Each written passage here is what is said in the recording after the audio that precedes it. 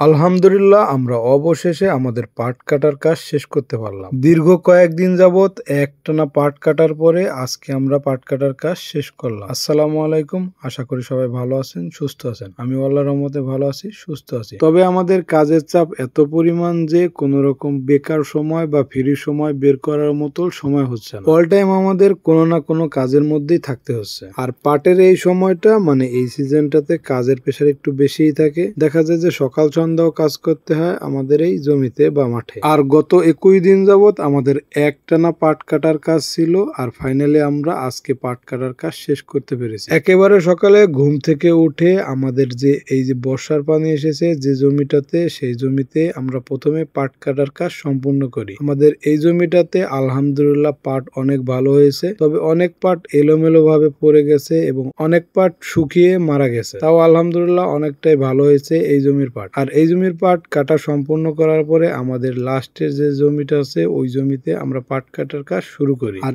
এই জমির পাট কাটা শুরু করার 1 ঘন্টা পর থেকেই অনবরত বৃষ্টি নামা শুরু করে, যে বৃষ্টি কিনা টানা 2 ঘন্টা যাবত চলমান ছিল। আর এই 2 ঘন্টা যাবত আমাদের বাধ্য হয়েই বৃষ্টিতে ভিজে ভিজে পাট কাটতে হয়েছে, কারণ আজকে আমাদের নিয়ত ছিল যে আজকে আমরা পাট কাটার কাজ একেবারে সম্পূর্ণ করব। যে কারণে কষ্ট হলেও আমরা আমাদের পাট কাটার কাজ শেষ করেছি বৃষ্টিতে ভিজে রোদে পুড়ে বিভিন্ন কষ্টের মাধ্যমে। যাই হোক, সবকিছুর জন্য আলহামদুলিল্লাহ। এখন আমি আপনাদের সংক্ষিপ্ত আকারে হিসাব দেওয়ার চেষ্টা করব যে এই টানা 21 দিনে কত শতাংশ জমি থেকে আমরা পাট কাটলাম। তার আগে আপনাদের জ্ঞাতার্থে আমি একটা কথা জানিয়ে রাখি যে আমাদের এখানে 40 শতাংশে 1 বিঘা, 2 শতাংশে 1 কাঠা, এই হিসাবেই আমি আপনাদের হিসাব দিচ্ছি। আমরা 100 কাঠা জমিতে পাট বুনিয়েছিলাম, যা শতাংশ হিসাব করলে 200 শতাংশ, আর বিঘা হিসাব করলে 5 বিঘা। আর এই 5 বিঘা জমি আমাদের কাটতে সময় লেগেছে 21 দিন। আর আপনাদের কাছে আর একটা কথা জানিয়ে রাখি, এই